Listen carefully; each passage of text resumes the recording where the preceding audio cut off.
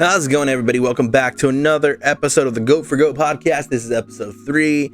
And yeah, I actually really liked last episode. I think last episode, the audio was a little tweaky, so I'm going back to the original format of how I usually do things. So I'm so happy to be back. I'm so happy to be back because I really want to talk about something. And so I was watching an anime last night, and this is not going to be about the anime, but this is about what inspired me to talk about today's topic, or at least today's conversation of the day. And I was watching this anime called Horimiya. If you haven't seen it, it's about these high school kids going through high school problems, kind of, in a sense, but it's more relationship stuff. So let me jump quick into the premise. So this main character, Hori, she's kind of like the cool athletic girl. You know, she does whatever she can, top of the class. And she has a friend group. She has this one cool kind of dumb dude. She has this cute little friend who's just like so exuberant. And then they have this friend called Miyamura, who's this kind of very loner, kind of geeky looking dude. And so because Miyamura is a geeky looking dude, she's like, oh, he's probably some loner who like only plays video games.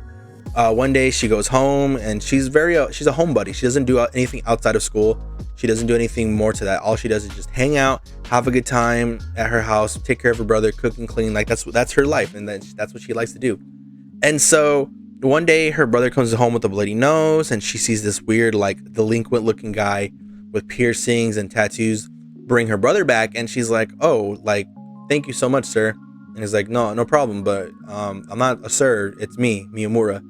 And they kind of just see each other in this more intimate light. You know, she sees like, oh, well, wait a minute, Miyamura, like, is this how you look outside of school? And he's like, yeah, I'm kind of I like edgy emo stuff. He's an emo boy, basically. And she's like, oh, and they kind of build a relationship off of that. And then it just goes up from there. Okay, I digress.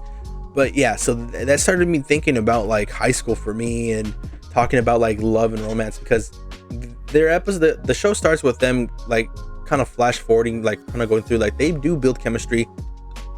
They build some sort of I wouldn't say they build a budding romance, and eventually they end up dating each other. And then eventually, like, they go through the problems of relationships, like when you date a person, how another person who likes that person reacts. When you're dating person, like what's something that your partner enjoys. When you're dating somebody and like you have to leave and you guys don't communicate for so long, and that feeling of just like, will they ever come back? That really like heart-wrenching feeling of like, I can't believe I miss them this much. And I think what really like got me into the series in the nutshell was how much this seems so relatable to when I was in high school. And I want to say everybody in general in high school. I think there was this time in high school when we get our first loves, or we start dating anybody,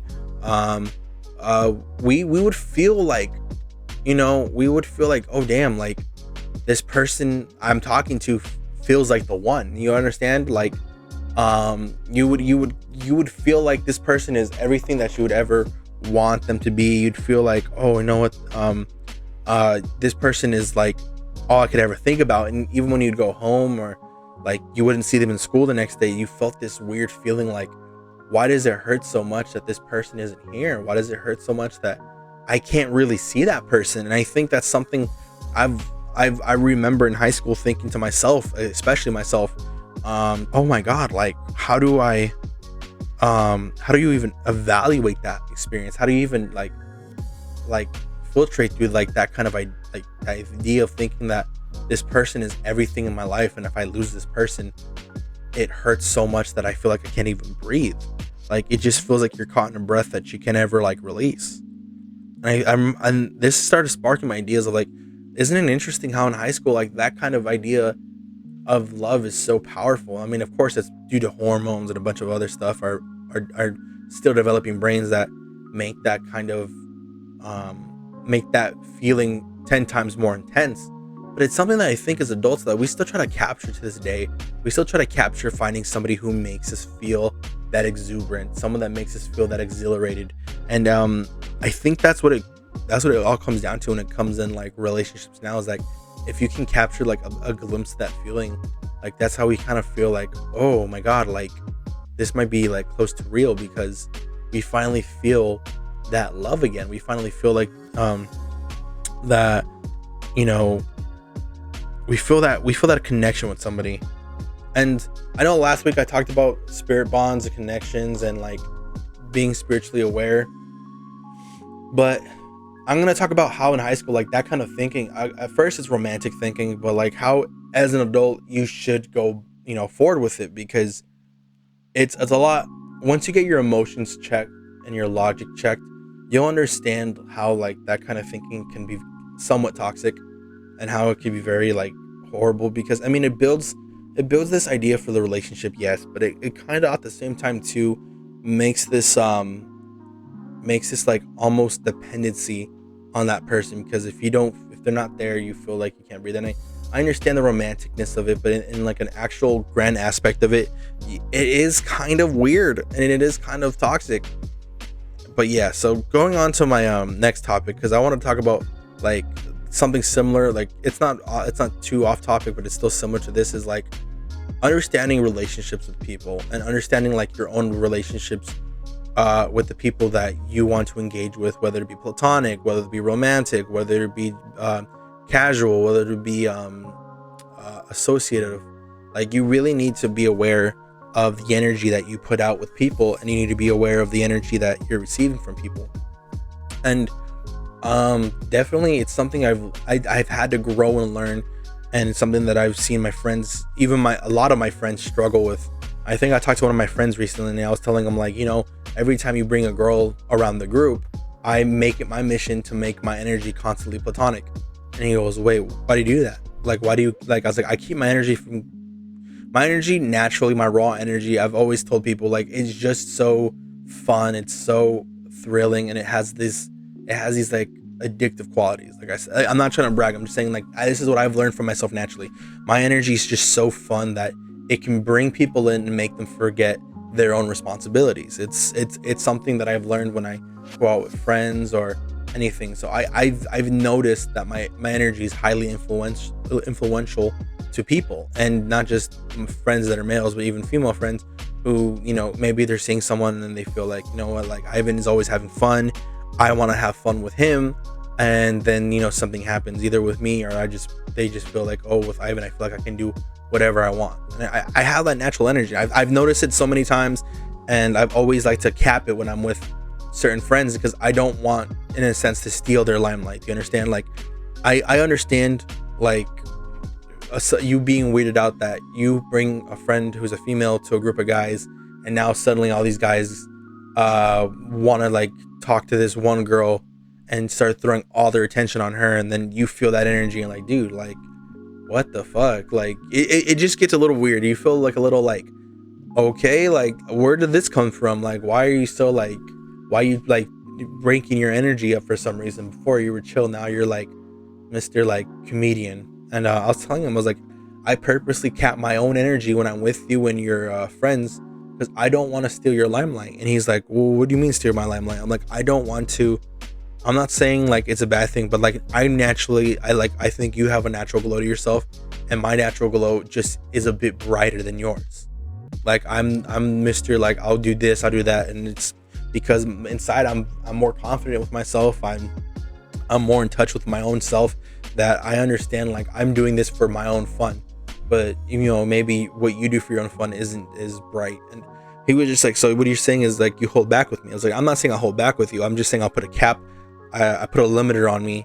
It's not holding back. It's just so that way when we're out with your female friends, I'm not trying to like make them look at me rather than pay attention to you. Like, I'm not saying you're trying to fuck them or anything, but I'm saying like you do want the attention, and I'm not going to steal all their attention away. So I always purposely like to be platonic, very cordial, very like slow to words, because there's moments I've noticed that I picked up on certain people's energies where it's just like, hey, like this man's having fun. I kind of like, he's kind of cute. Like, what's up?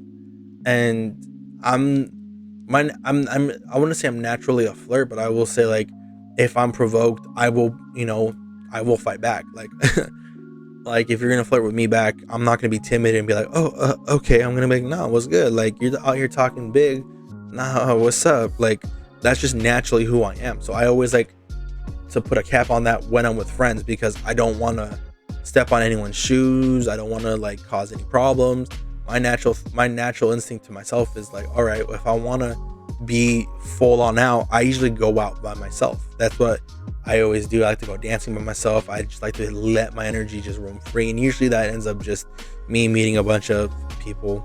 It doesn't necessarily always be female. Sometimes a couple dudes will be like, bro, you're hella killing on the dance floor, or bro, you're fucking dope, bro, you want to kick it with us? I'm like, hey, say less, bro. You had a bottle? I'm like, yep. I'm like, okay, say less. And it's just that kind of energy that I've always had to be like, I've always loved to let out by myself, or even if I'm out with a friend or two.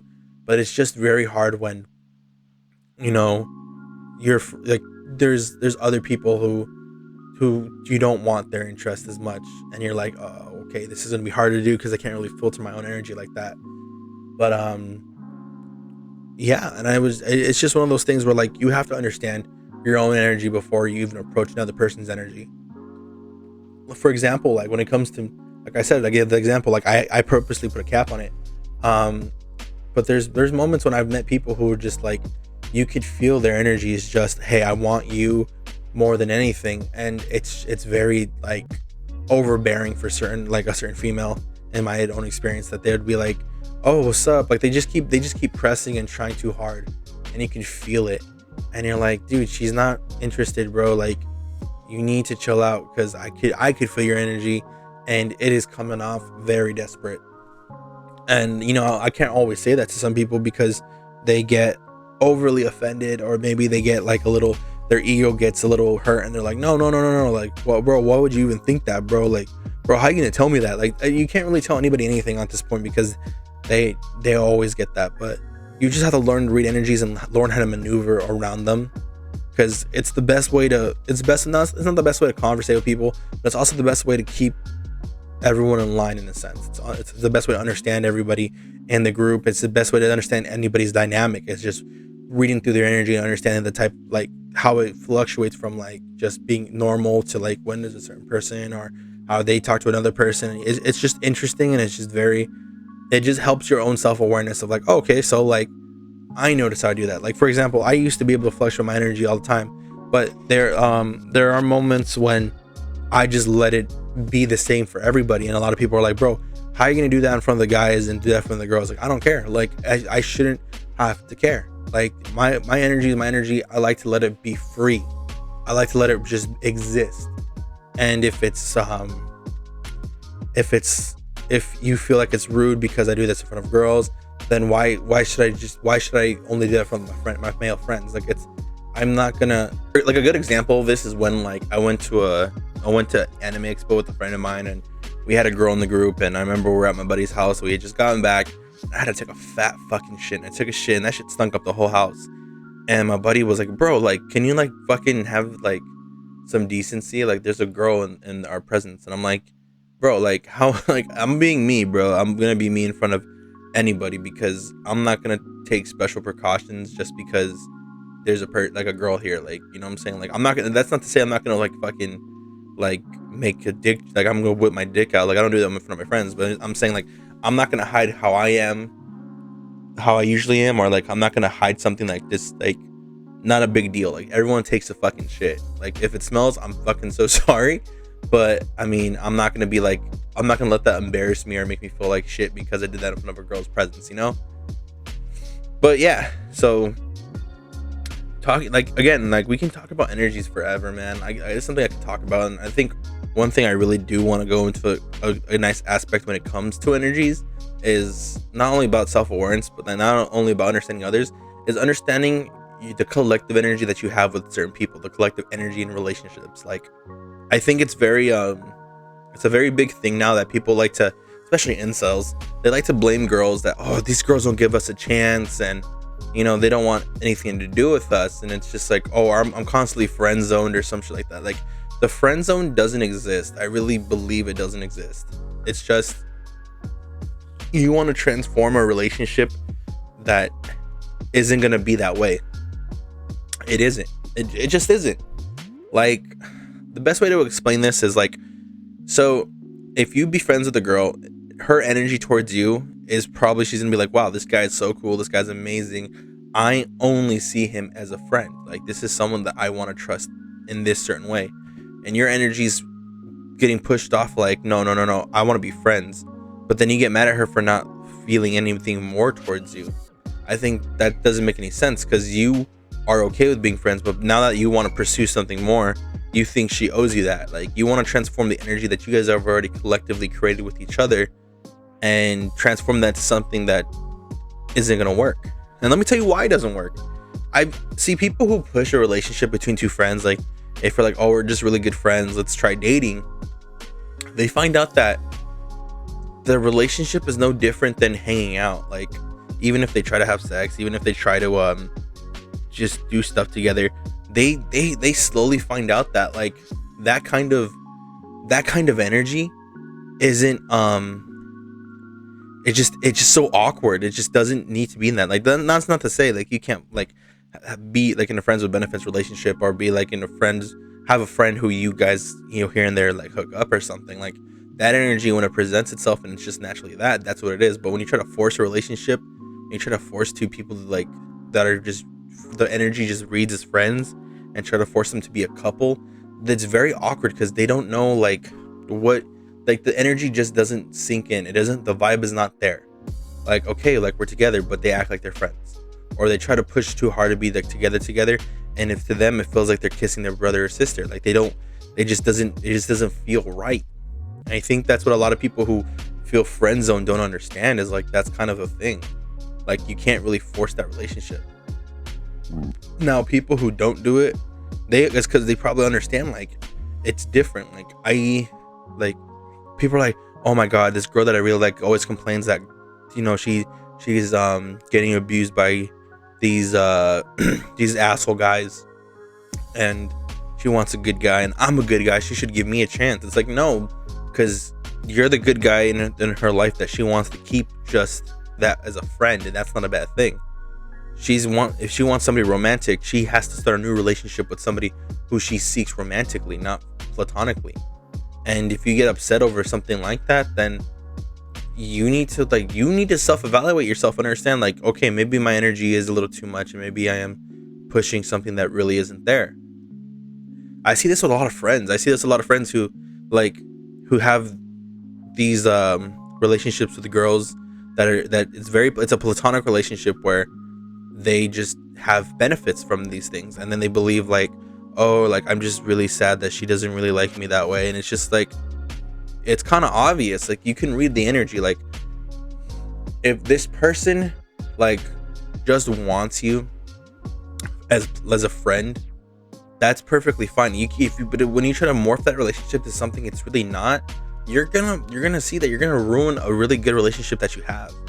And you try to make it something or not, you're just gonna get hurt, because now you're thinking, oh, she sleeps with me, she fucks me, she tells me sweet things. Friends tell people sweet things, and all the people who have sex don't necessarily have to be in a relationship. They don't even have to be lovers. They could just be friends too. They could just be people who know each other and just enjoy that company from each other. And I think I think that's what makes it so hard for some people to like decipher like what's love and lust. It's just like we're love as friends. We love each other as friends. We just like to have fuck. Excuse me, I'm kind of tired and I'm picking up this podcast. I had to pause it real quick because I had to do something real quick because I'm recording this and I had to run errands. But yeah, and I think a lot of people mistake that. They mistake that idea of like, love and sex, and they don't understand what's the difference. And they try to think, oh, but she sleeps with me and she cuddles with me and we hang out and we have a good time. We must be perfect for each other. We must be like really good lovers. We must have something there. You guys have something, but it isn't romantic. It isn't something that person is looking for. It's probably what you're looking for, but it's not what that person is looking for. You guys are on different vibes now, and now you're just not computing. You understand? Like, it's just something sad that I see it happen with a lot of my friends, and then they always be making like these passive aggressive posts about like, damn, all these women complaining about not dating the right guy when the right guy is like in front of them the whole time. Like, they're basically singing the same Taylor Swift song, and I'm just like, dude, like, I wish you could tell them, but the sad part is no one, like, it's really hard. It hurts the ego, and it hurts to understand, like, so you're saying like this person can like tell me how much I mean to them, fuck me, cuddle with me, spend time with me, have fun with me, and not romantically feel something for me. And the hard part is, yes, that's a thing. Because they do love you, but just not the way you want. They don't love you romantically. They love you platonically. And like, but they fuck me though when they tell me how much they'd love to be with a person like me. And exactly, they'd love to be with a person like you, just not you, because you guys have already established this platonic energy. You guys already built on this platonic energy, and they want somebody who they can have like that in their life that's not you. And that's the hardest thing a lot of these people can't really understand, is like, you've already set up your relationship with this person, like, and you want to try to transform it to something else is almost impossible. Like, trust me, like, you're not going to be happy with dating somebody that you think, oh, we'd be perfect for each other. You force that relationship, guess what, you're not going to be happy. You're going to feel awkward. You're going to be like, okay, like, you're then next thing you know, everything toxic comes in, the insecurities, the trust issues, everything like that builds on that, because now that you have this person, you're dating this person, you won't let them be that person anymore that they're used to being, because now you want to have some say in their life, and it just doesn't end right. It just won't end well. And all I can do as a friend from seeing the outside in is just be a observer, and just be like, damn, I really hope they don't put all their eggs in that basket, because if they can't see it, then I'm not gonna say it. You know what I'm saying? Like, I'm not willing to speak on this, because a lot of people can't take the truth, and that's the hard part of being a Capricorn, guys, is knowing everything, being right about everything, and people not wanting to know. Again, I always tell my friends that famous phrase, man, do you want to hear the truth, or do you want to hear me lie? Because I can do it. I'll lie to your fucking face. Like, don't get me wrong, I'll fucking do it. Just know what that entails. Just know when I lie to you, what that means. It doesn't annoy me. It doesn't piss me off. It doesn't annoy me. It just sucks, because I don't want to hear you complaining about, girl problems, unless it's something that you literally can't control. If your girl cheats on you, or no, let's put this. No, let me rephrase that. I don't want to hear about your girl problems if you don't want to hear like solutions or ways to be better. You know what I'm saying? Like, if you just want to complain, then I'm not gonna listen. But if you want to complain because you actually want to know, like, all right, dude, like, I'm obviously doing something wrong. Like, what do you think I should do? And I'm gonna give you the actual advice. And if you don't like it, then you didn't want advice. You just wanted to complain, or you just wanted advice that makes you feel like you can get your cake and eat it too. And guess what? You can't always do that. You really can't always do that. It's a tough thing. And if you want to be strung along and, be on like constantly in pain, then all right, then, hey dude, that's you. If that's what you choose to have, so be it. I'm not going to stand in the way of that. But don't come at me crying and be like, bro, like, why do I always do this to myself? And if I tell you why, and I tell you what you can do to fix it, and you don't fix it, then don't complain and cry. Like, I'm sorry. Like, that's what I get. That's what it really boils down for me to, is like, if I give you advice and you deliberately ignore it, don't expect me to feel sorry for you. If you literally put your dick in the same trap just to see if it won't hurt again the same way, okay, then you're doing this on your own, buddy. Like, I don't know what you want me to say. Do you want me to feel bad for you? Is that what you want? You want my pity? I'll give you my pity. Like, that's literally how I feel sometimes in some of my friendships. Like, I just don't understand. It's like, do you want like advice or solutions? Because I can tell you advice, I can give you actual things, but if you don't want to hear it because you're just like stubborn, or you think like you want your cake and eat it too, then I don't know why you're telling me this, because I can't do anything. You're just telling me to shut up and listen to you complain, and you know what? I don't want to hear you complain. Like, that energy is just disgustingly toxic. It's a downer. It's honestly loser talk. And like I have this with some not even coworkers. I have this with like certain people that I meet like firsthand sometimes, like at places, and they always tell me like this sad story about how their wife cheated on him, or like they're in the military, and I'm like, dude, it just sounds like you want to complain. If you want, like, you know what it is? Capricorns are natural therapists, and these people want to be able to unload on us, and they just want to unload without having to be told what they can do to fix it. Because if anything entails that, all right, you want to know what fixes it, move on. No, I still like her a lot, and I still want to see if I can have a chance with her. It's like, well then, fuck, I don't know what you want me to say. But yeah, man, it's tough, man. It's tough.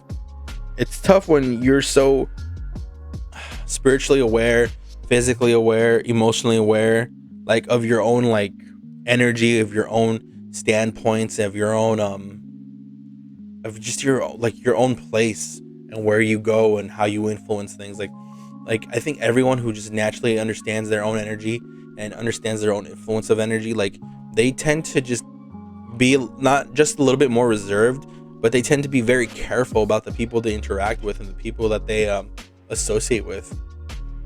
Most of the time these people kind of just stay to themselves because they understand that like every little thing that disrupts their own flow or disrupts their own chakra, their own ki, their own energy, whatever you want to call it, their yoki. I don't know what yoki's for, yokai. Anyway, like, you know what I'm saying? Like anything like that, anytime people like who are spiritually aware feel that kind of energy, they just distance themselves because they know, look, bro, like I get it, you're in a weird place, I've tried my best to help you, but you just want to be sad right now. I don't want to be sad, so all I can do is just give you advice, let you know I'm here if you need to talk, like really talk, not just complain.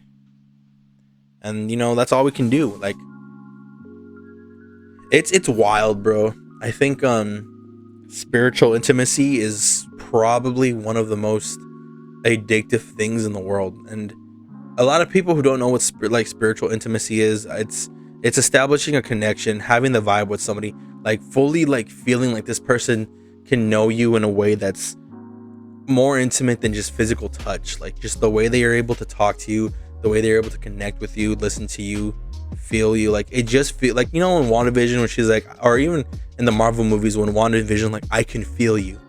Like just that alone, like being able to feel that energy without even touching you, like is so powerful, man. And it's a real thing. It's a real quality to have, being able to feel someone, being able to like your souls feel each other. It's very it's very powerful, it's very raw.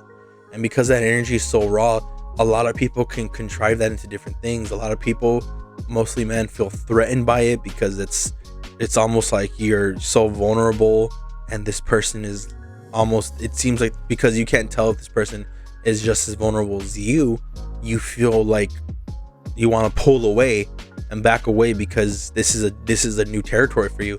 For some people, they find it very highly erotic. It's just like being seen and being touched in a way that you've never been touched before, and that just inflames your energy, making you want this person for God knows what reason, but just the way the way they inflame your body just drives you.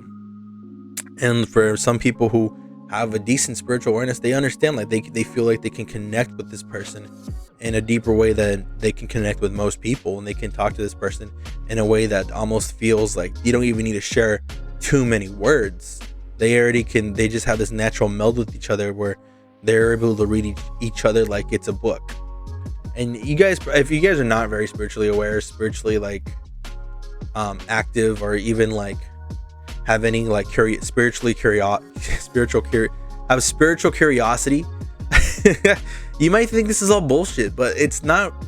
I see, for someone like me, I'm a very like I'm a realist with I'm an optimistic realist. Like I do believe I'm very grounded, but at the same time too, I'm very open to a lot of things, and I'm very positive about a lot of things. And I think this is something that I've always felt and I've always understood in a weird way. Like it's never not made sense to me.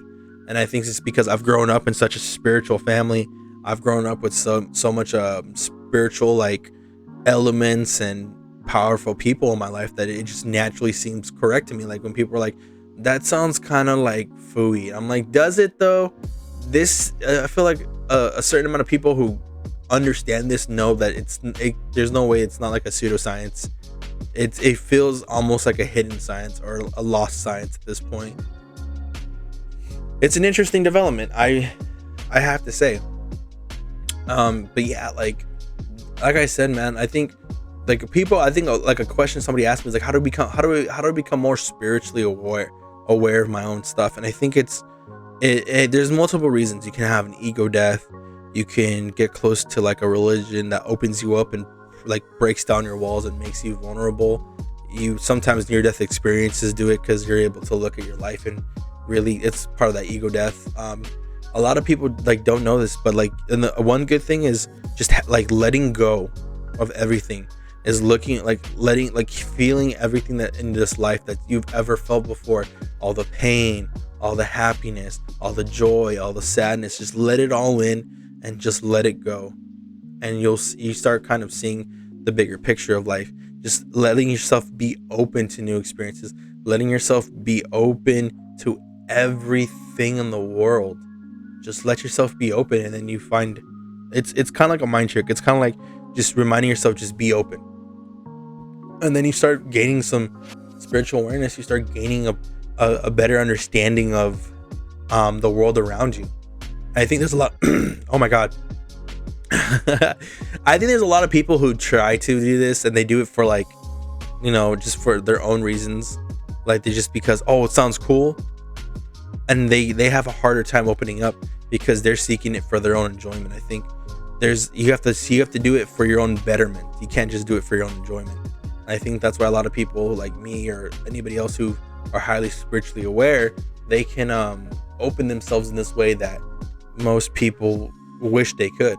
And a meditation works too. Meditation is a big one. A lot of people are like, oh, what if I do drugs?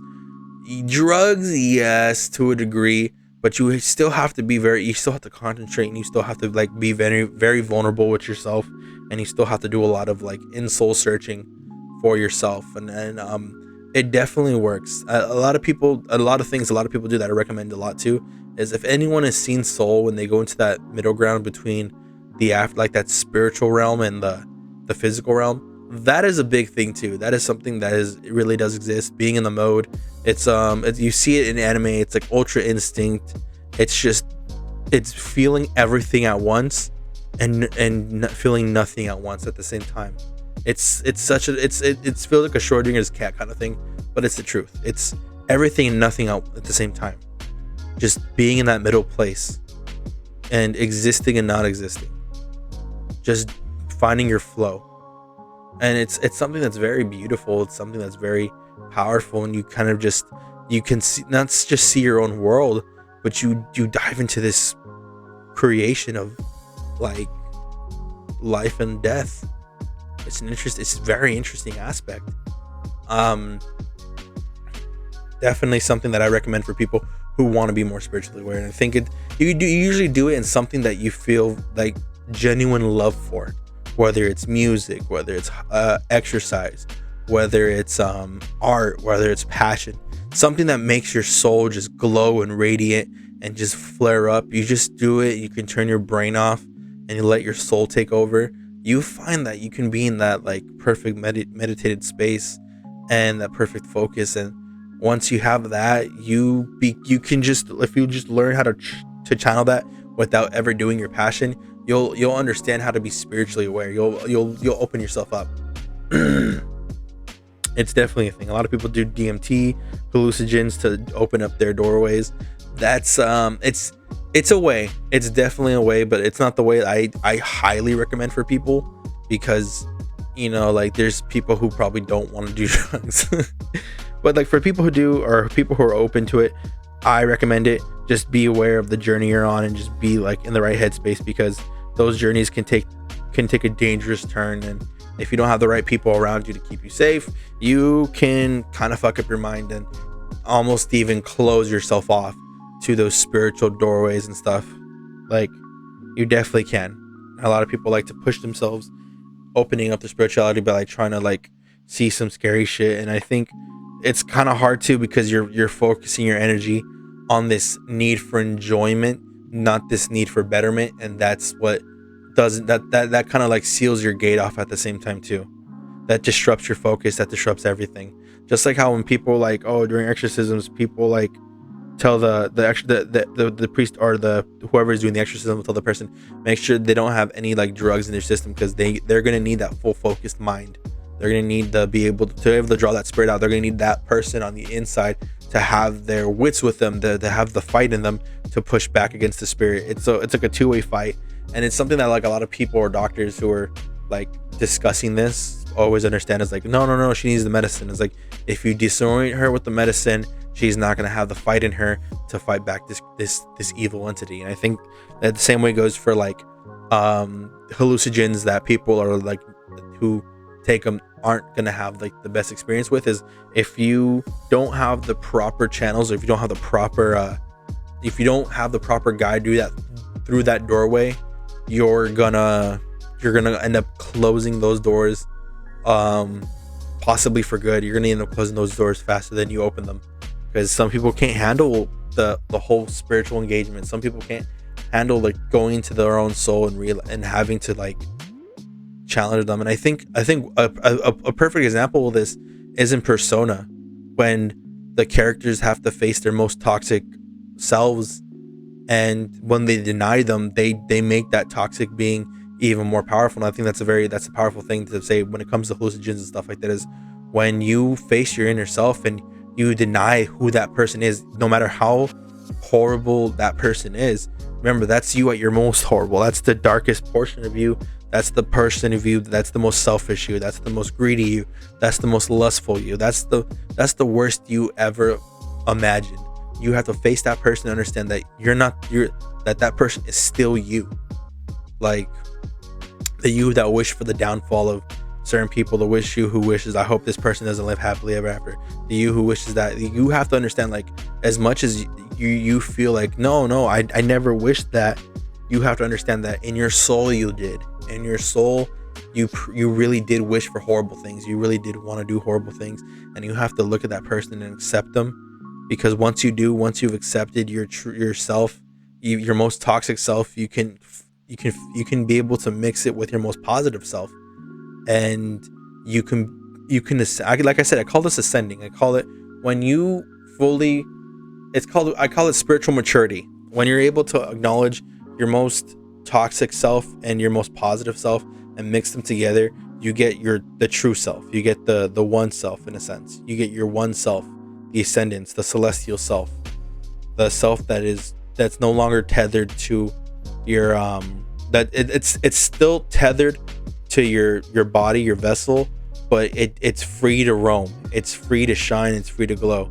It's not so much tethered, but it's in a union. That's a better word for it. It's in its own union.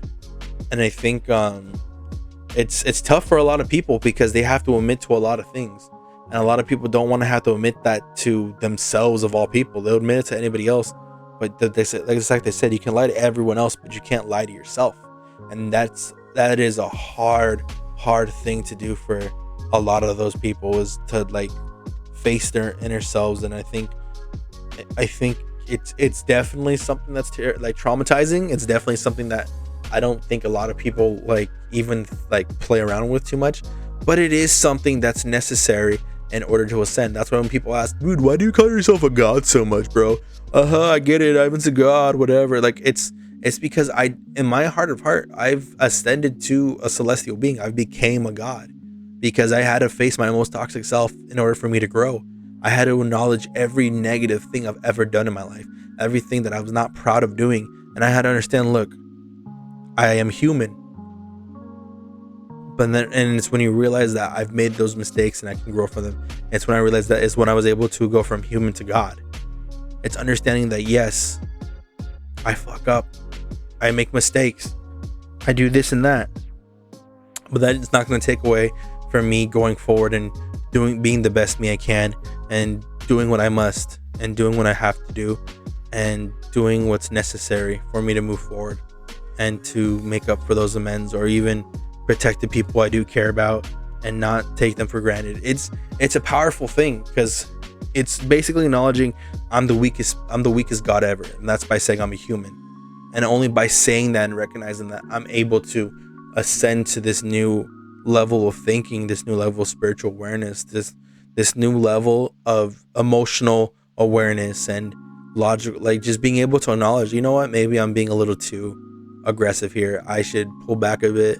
Or maybe I'm being a little like, my emotions are coming off a little too desperate. Let me pull that back a bit. It's understanding that. And once you have once you have a full control and understanding of your emotions, of your own soul, of your own mind, you'll figure out that you can do a lot with that. Like you can make like almost an unbreakable confidence. You can make a powerful you can make it an unbreakable confidence.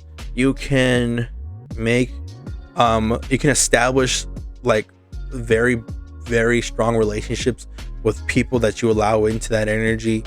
You can keep yourself from going off the deep end. There's moments where I've I've conversated with my own self and think, damn, like you should not feel this way. Like it helps you a lot. It's just so healthy because you feel in so much control. It's like if your body runs like on autopilot at times, or you feel like you lose control of things, having this ascended awareness of your own self makes you feel like you're in full control of everything you can do. And at the same time too, you have to also understand you probably sometimes won't have full control, and that's okay too. It's a hard thing, but it's also a very powerful thing to have in one's person. It's being able to be like, yeah, I do find you attractive. It's giving you the ability to tell somebody, hey, you know what, I find you very attractive and I really like your energy and I want to get to know you better, and I think you would like to know me better too. It's having the confidence to speak on things that obviously there's no said evidence of, but it's just the feeling you have, and that confidence alone, that energy reading alone is what makes it so so fluent and so alluring, is because you're like, wow, like, you know what, this person is saying stuff that I'm kind of thinking, and I don't know how they're doing it, but I want to learn more. And I think that's the best thing about people who reach this ascended awareness of themselves, is like, it's just naturally, for some reason, these people just, you feel comfortable around them, and it's because you're seeing them for all of them. You're seeing they're not like putting up a wall too much. They're really giving you a lot to see behind the curtain, and because they are, you feel more comfortable letting your guard down. Now, that's the positive of it. Now let me tell you what is dangerous with people who do this and abuse that kind of energy, because a lot of people, I really like to speak positively about this stuff because it's something I really believe in. I think it's something a lot of people need to go through in order to like build better, like help them build themselves better. But there are people in this world who will use that energy, and they're very manipulative with it. They're very predator like with it. And I think that's I don't have any experiences with that too much, I believe, but I will say I've been tempted to use my energy that way. It's very easy to talk to a girl and make her feel comfortable, and I think comfortability is something so proper. And like it's very tempting to tell a girl and have her like all over you, all because she's like, wow, like you are so not just wise, but they're able to feel this energy from you that's so comforting, so powerful, so dominant. And it's very alluring for a girl to be like, you know, I really like what I'm feeling. I really like what you're making me feel. And as my experience from when I first learned why this is a bad thing, is you will find yourself in a predicament where this person starts having feelings for you and starts feeling all these types of things for you, and they just go almost off the deep end. I'm not saying they're gonna go stalker crazy on you, but they start feeling like they love you after like a day or two or even a week or two, and you're just kind of like, wait, like, how do you love me? Like, we just met, and they're just addicted to your energy.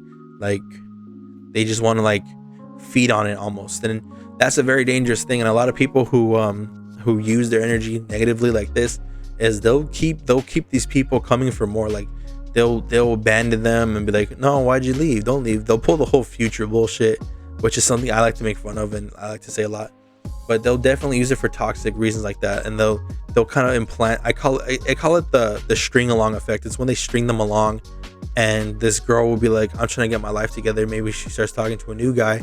This guy will use his energy to come back. He'll make them feel all the same things, that reason why this girl like got crazy in the first place. She'll feel all these emotions and things, and she'll run back to this guy only for her to be on the hook again. She literally got herself off the hook, and this person will put her back on the hook. And it's a dangerous thing. I don't think I've really met somebody who's used their energy like this before, not willingly or not like consciously, because because some people do it unconsciously. Some people, they forget how powerful their energy really is and how alluring it is, and they find themselves doing this to a lot of women. I think it's if it's unconsciously, I understand it happens. You just need to, once you learn spiritual awareness and you learn more physical awareness and emotional awareness, like you find that, oh dang, like I need to chill with this, I need to chill with that, because it's happened to me before unconsciously too. And but willingly, if you willingly do this, it's very toxic, it's very possessive and manipulative. It's how gaslighting is like really effective with these people. It's how like they hit them with like, come on, you know I would never do that to you, you know I love you. Like they use I love you a lot. They validate this person's feelings, they validate this person again in a way that makes them feel like they're being like their soul's being bare nakedly seen. And because that energy is so dominant, so alluring, and so safe and comforting, they trick themselves to believing that this person is genuine. And it's one of those things where the energy is coming off genuine, but it's just it's not pure. It's tainted. It's manipulative. It's vindictive, and that's how these people get trapped in these relationships. And it's why, like, you know, the whole idea of like, because a lot of people think when it comes like good sex, they're like, oh, like this guy's got good dick, and it's not all the time true. It's just that this person has such a spiritual, the spiritual intimacy. This man is just so possessive and so overbearing and so dominant with your own soul that when they fuck, it heightens everything. And that's a big thing too, is when you have that spiritual intimacy, sex is just a lot better. And it's just because you can feel things that you've never felt before, and it's amplified. Even the physical touch alone, it's being able to grab your partner by the ear, it's being able to grab your partner by the hair. It's as simple as just breathing on them to like arouse them 10 times more ever than you would if you were just very physical with each other, just physically intimate. It's a crazy thing, and it's crazy to believe that some people in this world would abuse that kind of they'd abuse that kind of energy. And it does throw me for a loop a lot when I hear stories of girls saying that they're trapped in this, and I can feel from their energy this like overbearing force, almost like they're like not there is the ass, almost like they're trapped, and this person just overbears on them. It's a hard thing to break free too.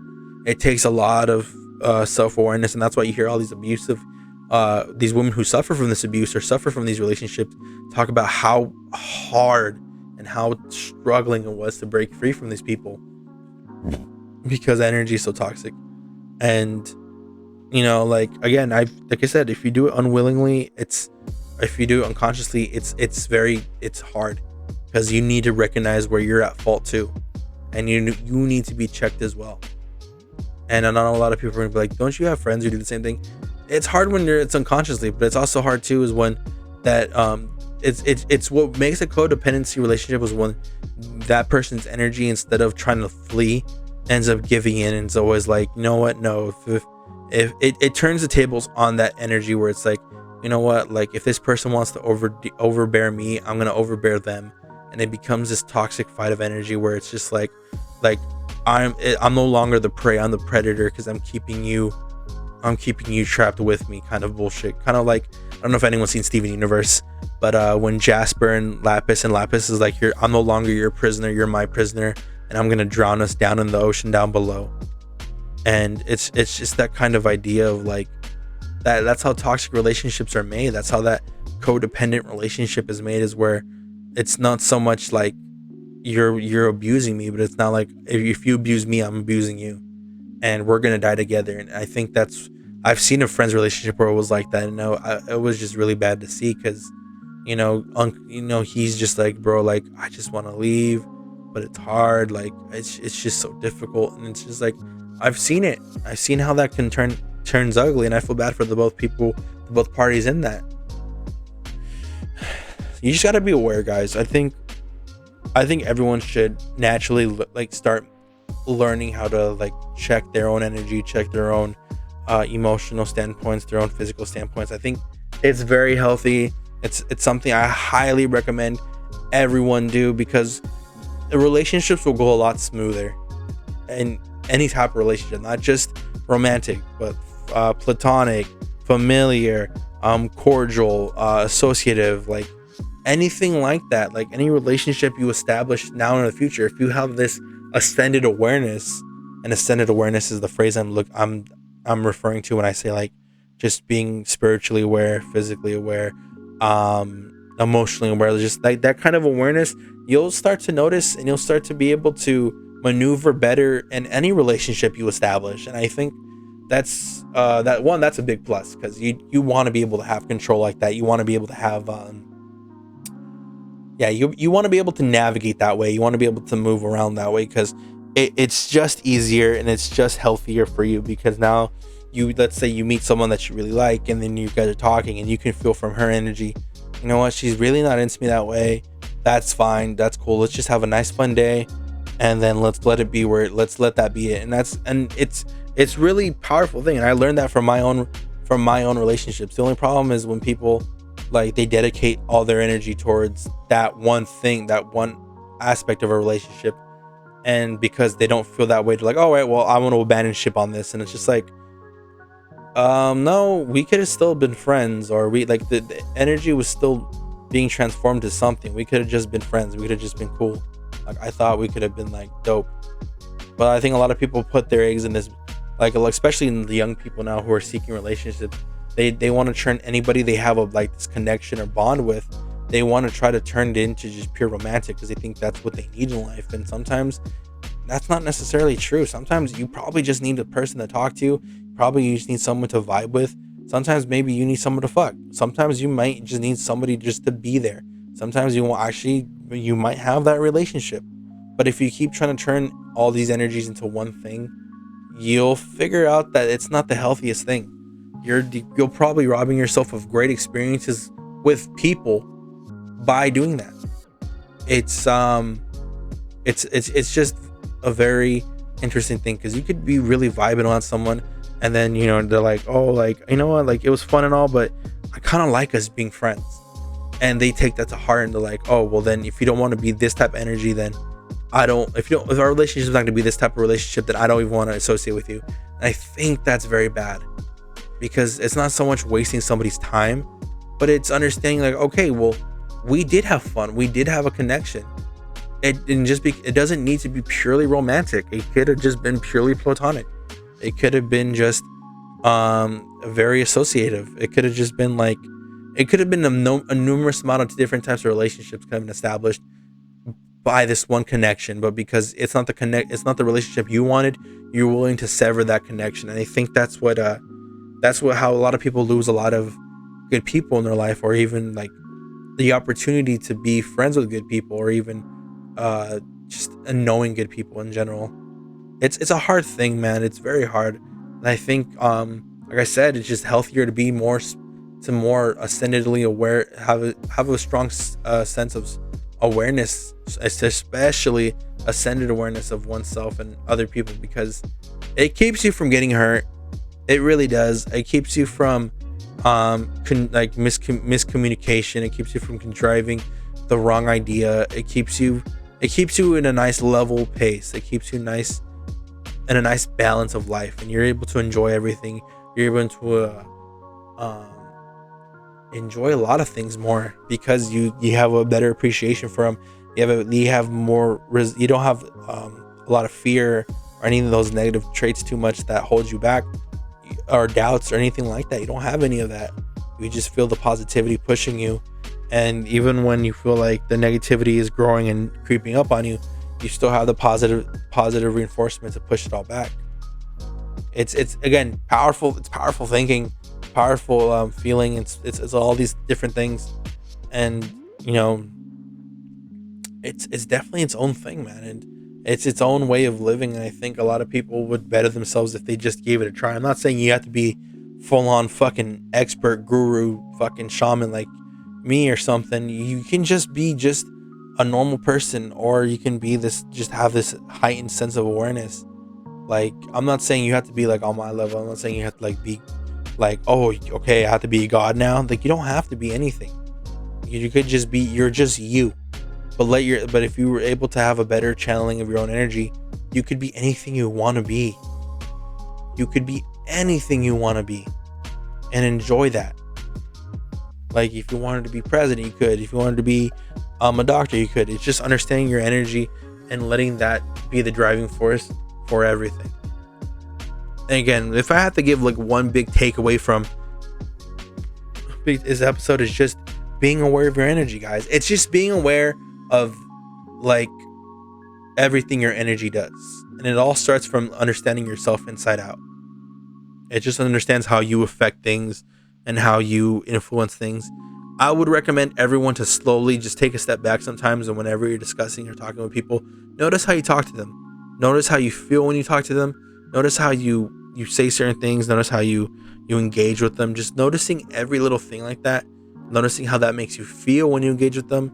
Noticing how your hands feel. Like just noticing every little thing about your own body. You will find very interesting things. You will notice a lot of interesting things. And it's its own like fun little game you can play with yourself. I play it all the time when I talk to people for the first time that I start talking to, and I know I pick up on small social cues they do, and even if it's just through voice, I notice certain aspects of their voice, and I can somewhat feel their energy through it. Like as long as we have our senses, we could feel energy. And of course, everyone's like, "Oh, I have a sixth sense for things." Your sixth sense is like your third eye. It's a sixth way of being able to interpret someone's energy, but we can feel people's energy through touch, through taste, through hearing them, through listening to them, through seeing them. Like there's different ways that you can interpret it through your senses, but once you take that person in, you're able to like almost even make like a dossier on them.